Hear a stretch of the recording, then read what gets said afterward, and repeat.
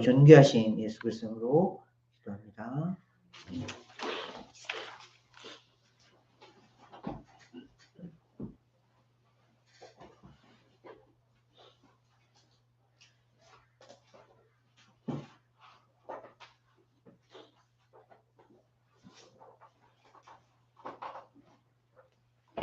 오늘 하나님 말씀 히브리서 12장 1절에서 13절까지 말씀입니다. Hebrew chapter 12 verse 1 through 13. 히브리서 12장 1절에서 13절. Hebrew chapter 12 verse 1 through 13.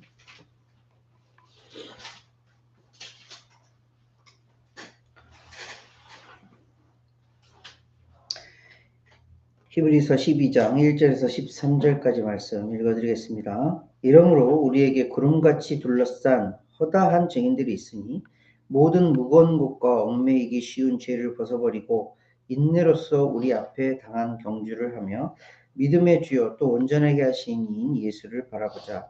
그는 그 앞에 있는 기쁨을 위하여 십자가를 참으사 부끄러움을 개의치 아니하시더니 하나님 보좌 우편에 앉으셨느니라. 너희가 피곤하여 낙심하지 않기 위하여 죄인들이 이같이 자기에게 거역한 일을 참으신 일을 생각하라. 너희가 죄와 싸우되 아직 피 흘리기까지는 대항하지 아니하고 또 아들들에게 권하는 것 같이 너에게 권면하신 말씀도 잊었도다. 일러스되 내 아들아 주의 징계하심을 경히 여기지 말며 그에게 꾸지람을 받을 때에 낙심하지 말라. 주께서 그 사랑하시는 자를 징계하시고 그가 받아들이시는 이는 받아들이시는 아들마다 채찍질 하심이라 하셨으니 너희가 참음은 징계를 받기 위함이라. 하나님이 아들과 같이 너희를 대우하시나니 어찌 아버지가 징계하지 않는 아들이 있으리요. 징계는 다 받는 것이거늘 너희에게 없으면 사생자요 친아들이 아니니라. 또 우리 육신의 아버지가 우리를 징계하여도 공경하거든. 하물며 모든 영의 아버지께 더욱 복종하며 살려 하지 않겠느냐. 그들은 잠시 자기의 뜻대로 우리를 징계하였거니와 오직 하나님은 우리의 유익을 위하여 그의 거룩하심에 참여하게 하시느니라. 무릇 징계가 당시에는 즐거워 보이지 않고 슬퍼 보이나 후에 그로 말미암아 연단받은 자들은 의와 평강의 열매를 맺느니라. 그러므로 피곤한 손과 연약한 무릎을 일으켜 세우고 너희 발을 위하여 곧은 길을 만들어 저는 다리로 하여금 어그러지지 않고 고침을 받게 하라. 아멘. 네, 오늘부터 수학까지 한 절씩 읽어주시겠습니다. Therefore, since we are surrounded by such a great cloud of witness, let us throw off everything that hinders and the sin that so easily entangles, and let us run with perseverance the race marked out for us. Fixing our eyes on Jesus, the pioneer and perfecter of faith, for the joy set before him, endured the cross, scorning its shame, and sat down at the right hand of the throne of God. Consider him who endured such opposition from sinners, so you will not grow weary and lose heart. In your struggle against sin, you have not resisted to the point of shedding your blood. And have you completely forgotten this word of encouragement that addresses you as a father addresses his son? It says, "My son, do not make light of the Lord's discipline, and do not lose heart when he rebukes you." Because the Lord disciplines the one he loves, and he chastens everyone he accepts as his son. Endure hardship as discipline. God is treating you as children. For what children are not disciplined by their father? If you are not disciplined, and everyone under those disciplined, then you are not legitimate, not true sons and daughters at all. Moreover, we have all had human fathers who disciplined us, and we respected them for it. How much more should we submit to the Father of spirits and live? They disciplined us for a little while as they thought best, but God disciplines us for our good, in order that we may share in His holiness. No discipline seems pleasant at the time, but painful. Later on, however, it produces a harvest of righteousness and peace for those who have been trained by it. Therefore, strengthen your feeble arms and weak knees. Make level paths for your feet, so that the lame may not be disabled, but rather healed. 아멘. 감사합니다. 히브리서 11장의 말씀이 믿음의 장이라고 해서 굉장히 사람들에게 많이 읽혀졌던 말씀이고 우리가 그 말씀을 쭉 살펴보았어요. 믿음의 선진들이라고 하는 소위 말하는 히어로들, 믿음의 히어로라고 하는 사람들의 이야기를 쫙 살펴보았는데 그들이 진짜 히어로든가요? 정말 막 히어로예요? 막 믿음이 좀 막 엄청 막 대단하고 그 믿음으로 막 엄청난 일을 하던 그런 사람들인가요? 아니요. 하나님께서 그 믿음을 주시고 그 믿음을 사용하시는 거예요. 그 주권이, 그 힘이 누구에서 시작되어서 누구에게로 전가되고 누구에게 다시 돌아오는지를 봐야 돼요. 그 믿음이 뭐예요? 하나님께서 주시고 그 믿음을 통해서 그들로 하여금 일을 할 수 있게 해주신 거예요. 그리고 그 믿음의 결과, 그 믿음의 승리, 그 믿음의 영광 누가? 하나님께서 받으시는 거예요. 이걸 잃어버리면 안 돼요. 그래서 히브리서 11장을 읽을 때 믿음의 선진들, 믿음의 히어로들의 이야기를 들을 때 와, 그들이 대단하다. 아니요. 하나님이 대단하신 거예요. 이것을 우리가 꼭 캐치해야 돼요. 하나님이 대단하신 거예요. 하나님이 하시는 일이니까. 하나님이 그 역사를 만드셨잖아요. 그 이스라엘의 백성들 정말 지 멋대로고 원통과 원망과 불평불만 가득한 그들을 엑소더스 시키셔서 가나안 땅으로 이끄시는 분이 하나님이셨고 그 땅 가운데 정착할 수 있도록 도우신 이가 하나님이셨고 그 결과를 책임지시는 이가 하나님이셨고 결국에 누구를 보내주신 거예요? 예수 그리스도를 보내주셔서 그 구원을 이루시겠다 약속하시고 이루시는 분이 하나님이세요. 그 하나님이 대단하다는 거예요. 이것이 히브리서 저자가 그 히브리서를 읽고 있는 사람들에게 해주고 싶은 말이에요. 오늘 그 결론적인 말씀이 나와요. 12장 2절 말씀이 그 결론이에요. 이거예요, 이거. 믿음의 주요 또 온전하게 하시는 이인 예수를 바라보자. 자, 히브리서 저자가, 히브리서 라이터가 히브리 사람들에게, 유대 사람들에게 고통당하고 있는, 어려움 당하고 있는 그 사람들에게 편지를 쓰면서 이 사람들은 어느 정도 영적인 권위가 있었고 그 편지를 통해서 그들을 독려하는 사람이에요. 그런데 이 사람이 뭐라고 해요? 보라! 라고 안 해요.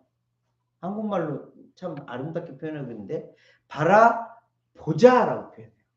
왜? 자기 자신 또한 예수님이 필요한 자고 그 예수님을 바라보며 살아가는 그런 자여야 하기 때문에 너무너무 아름다운 말씀. 믿음의 주요 온전하게 하신 예수를 바라보자. 이게 히브리서의 결론이에요. 다른 거 다 잊어버려도 괜찮아요. 뭐 믿음의 영리 히스토리 다 잊어버려도 괜찮아요. 중요한 건 뭐냐면 믿음의 주요 그 믿음을 온전하게 하시는 이인 예수를 바라보며 살자. 이것이 히브리서가 얘기하고 싶은 말씀이에요. 근데 그 이전에 예수님에 대해서 막 쓰고 11장에서 그 믿음의 히어로들에 대해서 막 썼을 때에 그 히브리서 저자가 무슨 의도를 가지고 썼냐면 그들의 인생을 보아라. 그들의 인생이 어떤 인생이었는지를 잘 보아라.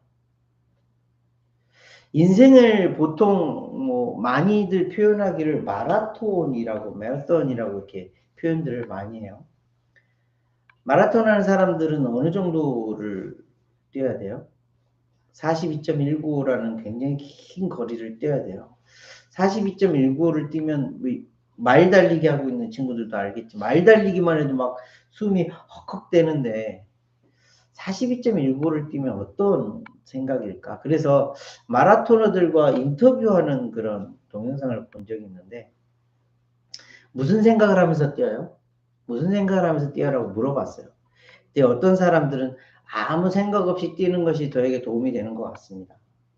어떤 사람은 주변 선수들을 보면서 같이 이렇게 격려하면서 이렇게 뛰기도 합니다. 어떤 사람은 시계를 보면서 아 지금 이 시간에는 이 정도 뛰어야 되는구나라는 거를 보면서 뛰기도 합니다. 어떤 사람은 사랑하는 사람을 생각하면서 뛰기도 합니다. 어떤 사람은 뛰고 나서 맛있는 거 먹을 생각에 좋은 곳에 갈 생각에 그렇게 끝까지 뛰어갑니다. 어떤 사람은 끝났을 때에 그 마지막 그 지점을 통과했을 때에 너무너무 그 기쁜 마음을 생각하면서 뛰긴 합니다. 라고 이야기하는 그런 인터뷰를 본 적이 있어요. 인생이란 게 그런 거 아닐까요? 이 사람들의 이야기, 마라톤을 인생과 비교했을 때에 인생을 쭉 살아가면서 여러 부류의 사람이 있잖아요. 여러 가지 생각을 하면서 살아가고 있잖아요. 아무 생각 없이 살아가는 사람도 있고 주변의 사람들을 바라보면서 같이 뛰어. 어떤 사람은 내 기록에 집중해서 여기는 언제까지 이렇게 해야 돼, 이렇게 해야 돼 목표를 설정하고 막 뛰어가는 사람도 있고, 어떤 사람은 사랑하는 사람을 바라보면서 그 사랑할 사람이 저기서 기다리고 있겠구나 하는 마음으로 막 뛰어가는 사람도 있고, 어떤 사람은 다 뛰고 나서 맛있는 거 먹으러 가야지, 좋은 곳에 가야지 하는 생각으로 가는 사람도 있고. 우리의 인생을 보았을 때에 히브리서 저자가 우리에게 마지막 결론적으로 해주는 말씀은 뭐냐면, 인생을 마라톤이라고 생각했을 때에 아무 생각 없이 뛰는 것이 아니라, 다른 어떤 것을 바라보는 것이 아니라 누구를 생각하면서 뛰라는 거예요? 누구를 생각하면서 가라는 거예요? 예수님을 생각하면서 가라는 거예요. 믿음의 사람들은 믿음의 주인이요, 믿음을 온전케 하시는 예수님을 바라보면서 뛰어가는 자, 이들이 바로 그리스도인들이라는 거예요. 우리에게 지금 그런 격려를 하고 있는 거예요. 그래서 1절 말씀에 경주, 앞에 당한 경주, 이 경주가 마치 마라톤 같은 거고, 이것이 바로 인생이라는 것을 알려주고 있는 거예요. 어떤 생각을 하면서 뛰어야 되는 거예요? 예수님을 생각하면서. 예수님이 마침내 우리에게 뭐라고 말씀하시죠? 끝까지 열심을 다해서 뛰었던, 열심히 주님 안에서 살았던 예수님을 바라보면서 선 그들에게 예수님께서 해주신 말씀은 잘하였다, 충성된 종아. 이 한마디예요. 이 한마디가 그 모든 그동안의 어려움들, 힘듦들을 다 깨끗하게 씻어주시는 한마디예요. 그런데 마라톤을 뛰는 사람들은 어떻게 뛰어요? 마라톤 뛰는 사람들 가운데 그 무거운 가방을 막 메고 뛰는 사람 봤어요? 마라톤 뛰는 사람 중에 막 이런 기타를 막 메고 뛰는 사람 봤어요? 아니요. 가장 간편한 옷차림, 가장 쉬운, 뛰기 쉬운 복장, 뛰기 쉬운 신발, 뛰기 쉬운 그런 모양새를 가지고 뛰어요. 여기서 뭐라고 말씀하시냐면, 무거운 짐과 얽매이기 쉬운 죄를 벗어버리고 앞에 당한 경주를 하라. 무엇을 벗어버리고 가라는 거야? 죄를 벗어버리고 가라. 가볍게 가자는 거예요. 근데 이 죄의 속성이 뭐냐면 우리를 어떻게 해요? 무겁게 해요. 우리 이전에 그 철로역정이라는 만화 영화 봤었죠? 철로역정 가는 사람이 뭐래요? 백팩을 계속 메고 가. 그러면서 그 짐이 막 점점 커지는 그런 모습을 보았어요. 그게 뭐예요? 죄 덩어리인 거예요. 내가 갖고 있던 욕심들, 주변을 통해서 들어오는 죄의 생각들, 죄의 마음들, 죄된 행동들, 이 모든 것들이 다 무거운 짐으로 오는 거예요. 그리고 이 죄의 속성이 뭐예요? 우리를 얽매요. 우리를 붙잡아요. 그래서 우리를 달릴 수 없도록 해요. 마라톤을 갈 수 없도록 해요. 그래서 예수님은 뭐라 그래요? 이것을 벗어 던지라. 예수님께서 하신 말씀 중에 정말 귀한 말씀. 수고하고 무거운 짐 지녀들아 다 내게로 오라. 내가 너희를 쉬게 하리라. 예수님께서 그 짐들을 벗어 버리도록 해주신다는 거예요. 무엇을 통해서? 십자가를 통해서. 히브리서 저자가 해주신 말씀이에요.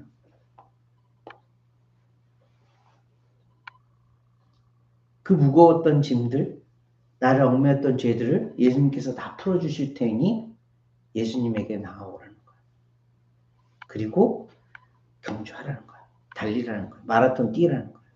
가벼운 몸으로, 가벼운 옷차림으로 좋은 신발을 신고 그렇게 뛰라는 거예요. 그리고 그 마라톤을 뛸 때 그 인생을 마라톤과 비교했을 때 그 마라톤을 뛸 때 그 마라토너들에게 가장 필요한 게 뭐인 것 같아요? 100m 달리기는 보통 10초, 15초 내에 끝나요. 그죠? 10세컨, 15세컨에 끝나요. 뭐 200m, 400m는 뭐 적어도 1분, 2분, 3분 안에 다 끝나요. 마일 달리기도 몇 분 안에 끝나요. 근데 마라톤을 뛰는 사람들은 몇 시간을 뛰어요? 계속? 적어도 2시간 이상. 2시간, 2시간 30분, 뭐 좀 길게 뛰는 사람 4시간, 5시간도 뛰는 사람이 있겠죠. 이 사람들에게 정말 필요한 게 뭐예요?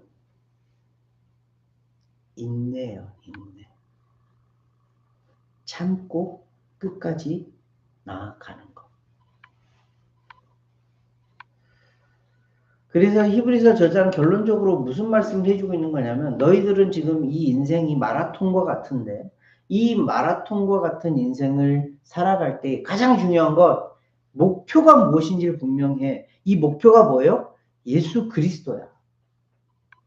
그 목표를 바라보고 어떻게 해요? 무거운 짐을 벗어 버리고 얽매였던 모든 것들을 다 벗어 던지고 예수님께서 해 주실 것이니 그 모든 것들을 벗어 던지고 인내함으로 달려가라는 거예요. 이것이 지금 히브리서 저자가 지금 고통을 당하고 있는 어려움을 당하고 있는 히브리 사람들에게 해주고 있는 말씀이에요. 우리에게도 마찬가지 말씀을 해주시는 거예요. 앞으로 우리가 얼마나 살지 몰라요. 당장 뭐 내일 하나님께서 부르시면 가야 할 수도 있어요. 앞으로 몇십 년 후에 거의 100년 후에 하나님께서 부르실 사람들도 있겠죠. 그런데 그때까지 우리에게 필요한 것이 무엇이에요? 우리에게 그리스도인들에게 필요한 게 뭐예요? 믿음으로 살아가는 거잖아요. 그러면 이 믿음으로 살아가는 자들에게 있어서 가장 필요한 건 뭐예요? 타겟이에요. 고리예요. 그 고리 뭐라고요? 예수 그리스도라고. 내가 믿음이 온전치 못하고 내 믿음이 부족한 것을 늘 그 타겟을 바라보면서 인정하면서 다시 예수님께서 나를 온전케 해주실 것을 믿음으로 바라보며 그 길을 가는 거예요. 뛰어가는 거예요. 그리고 예수님께서 날마다 우리로 하여금 깨끗게 해주시고 우리로 정결케 해주시고 우리로 가볍게 해주시는 죄로부터 내가 무거워지고 얽매였던 모든 것들을 다 벗어 던지고 그리고 끝까지 인내함으로 주님 앞에 나아가는 것, 이것이 믿는 자들의 삶이야 라는 것을 말씀해 주고 계십니다.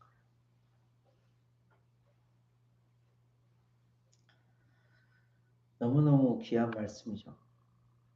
지금을 살고 있는 우리에게도 마찬가지잖아요.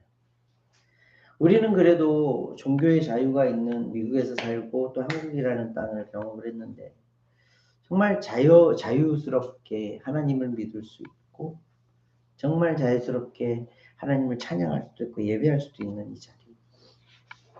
그런데 반면 생각해 보면 이 자유가 방종이 되어져서 내 멋대로 하나님을 섬기지도 않고 내 멋대로 하나님과 떨어지는 그런 우를 범할 수도 있어요. 그때마다 우리가 해야 될 것이 뭐냐면 믿음의 주요 온전케 하시는 예수님을 바라봐야 되는 거예요. 예수님을 바라보고 긴 인생이 될지 짧은 인생이 될지 모르지만 하나님께서 부르시는 그날까지 죄를 벗어버리고 가볍게 예수님 앞에 나아가는 거예요. 인내함으로 나아가는 거예요.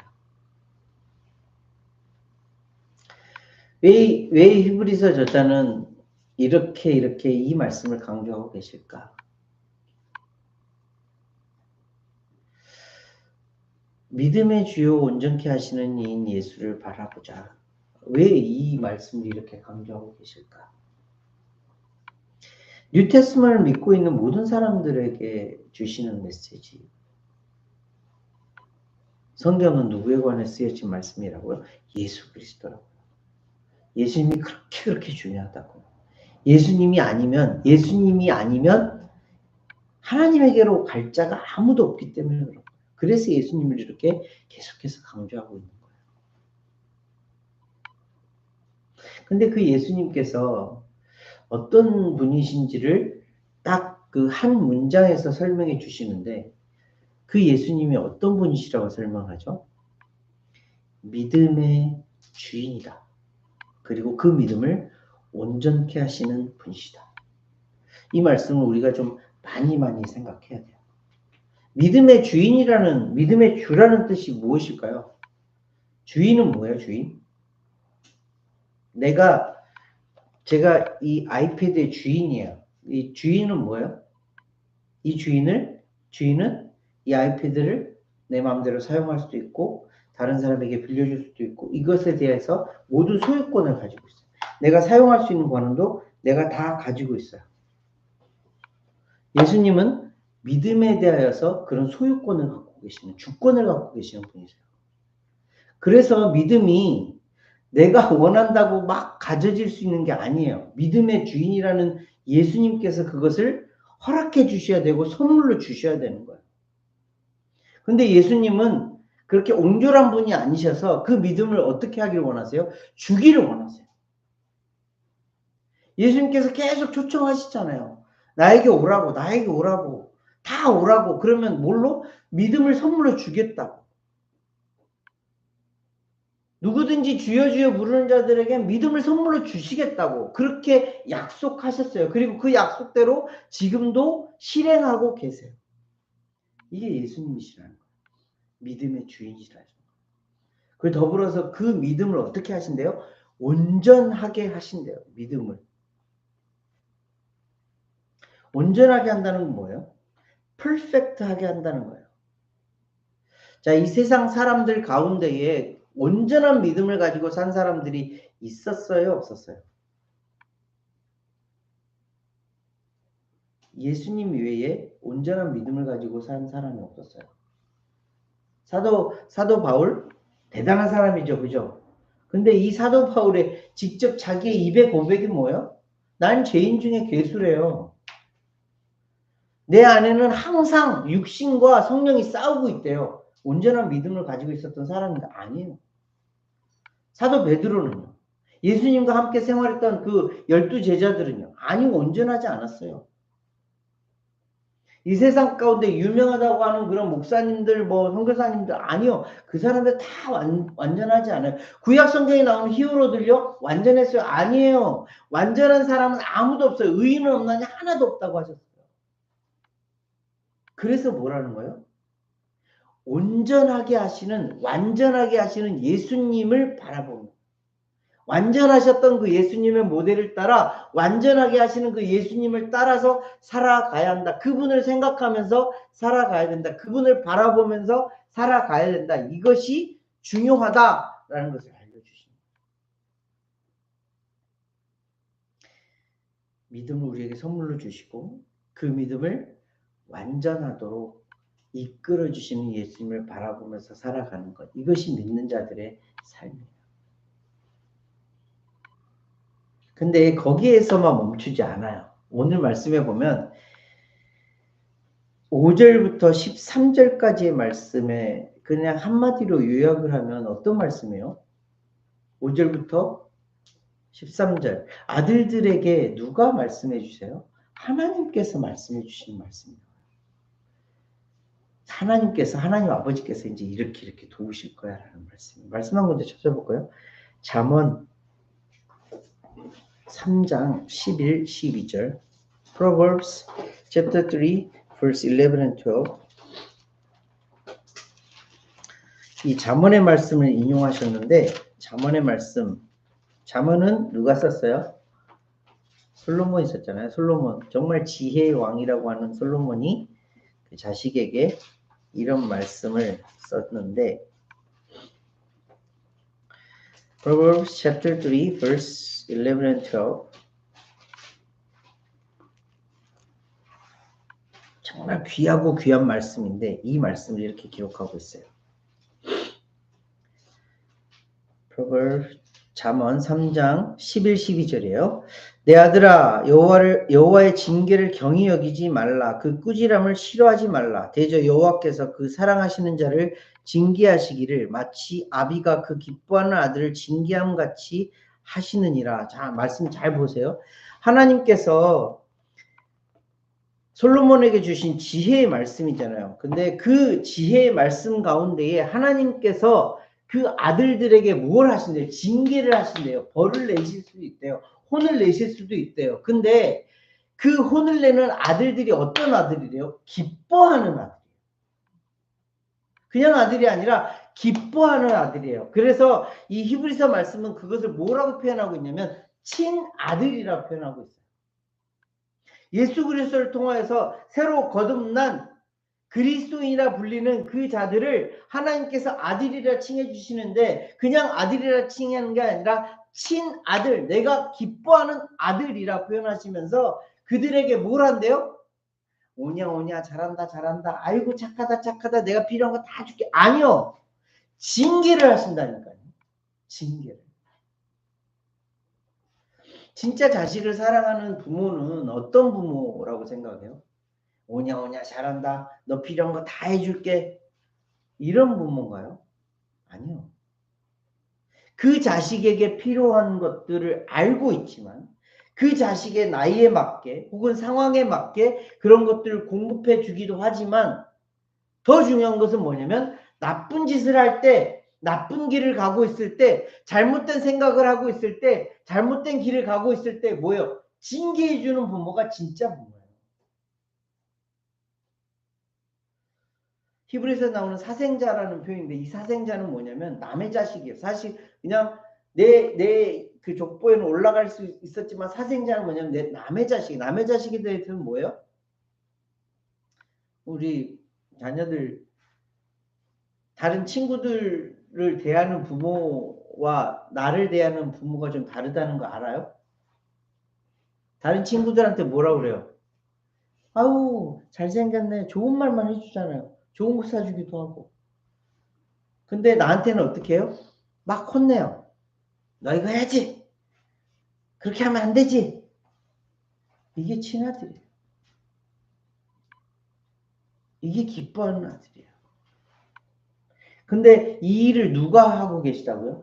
하나님 아버지께서 해주고 계신다고요. 누구에게? 기뻐하는 아들에게, 참 아들에게, 진짜 아들에게 해주신다고요.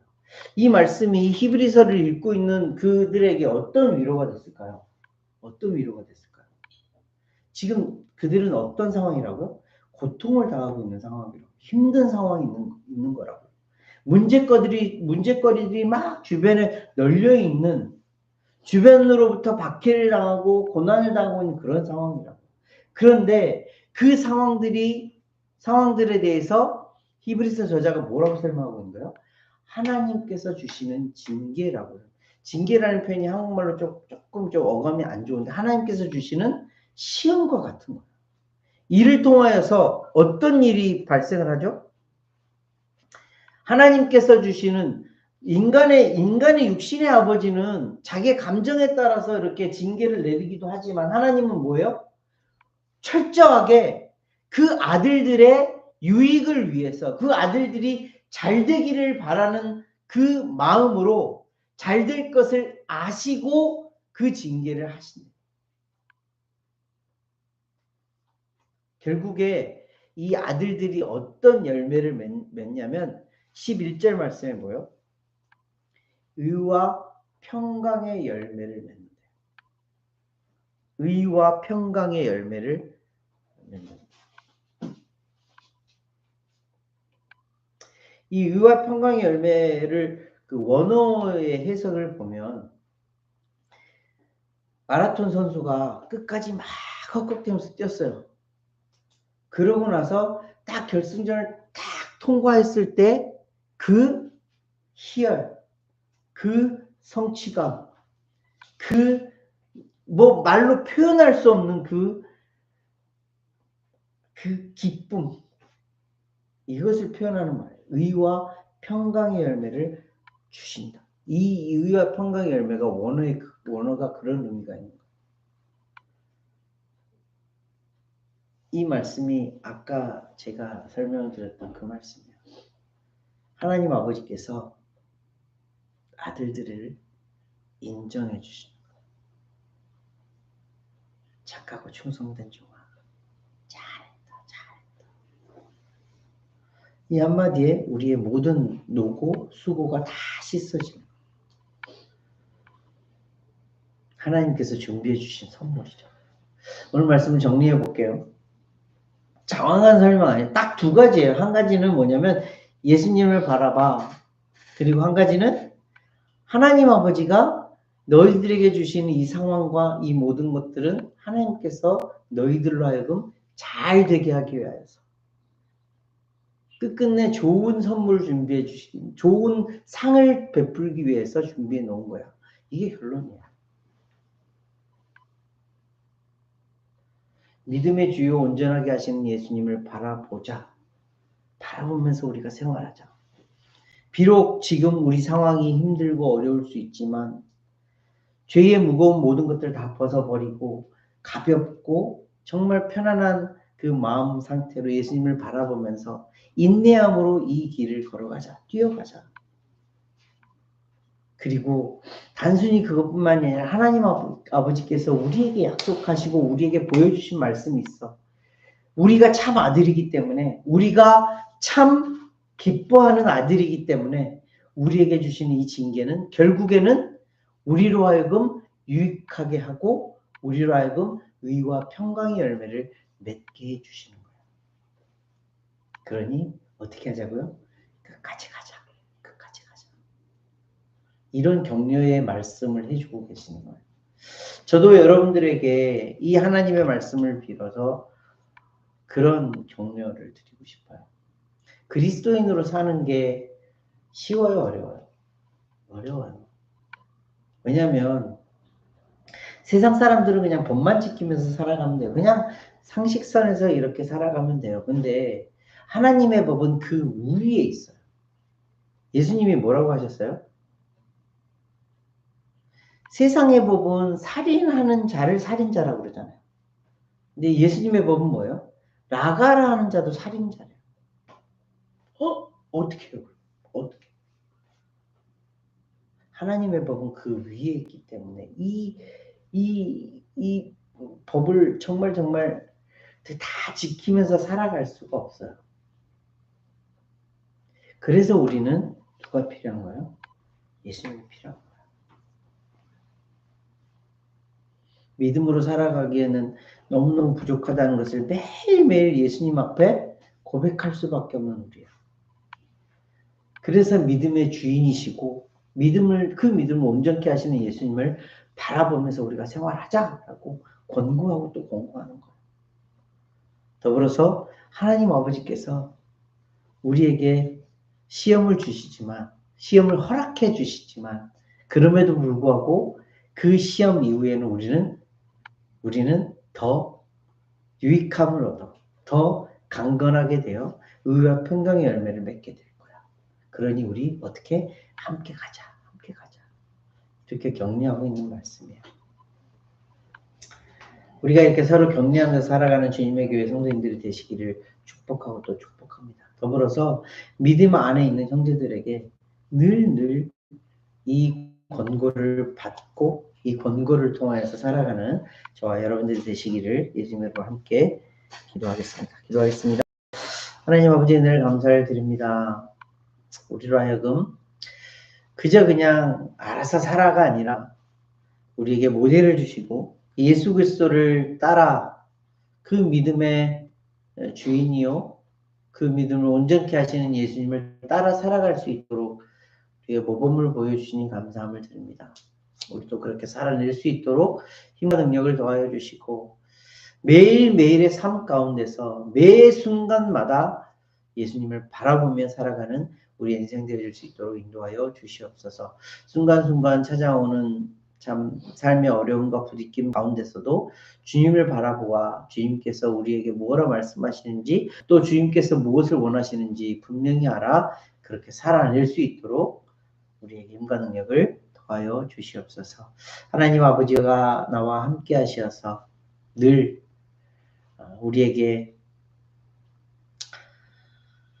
비록 어려움도 힘듦도 있지만 하나님 아버지가 함께 하신다는 너무너무 귀한 진리의 메시지를 우리에게 주시니 감사함을 드립니다.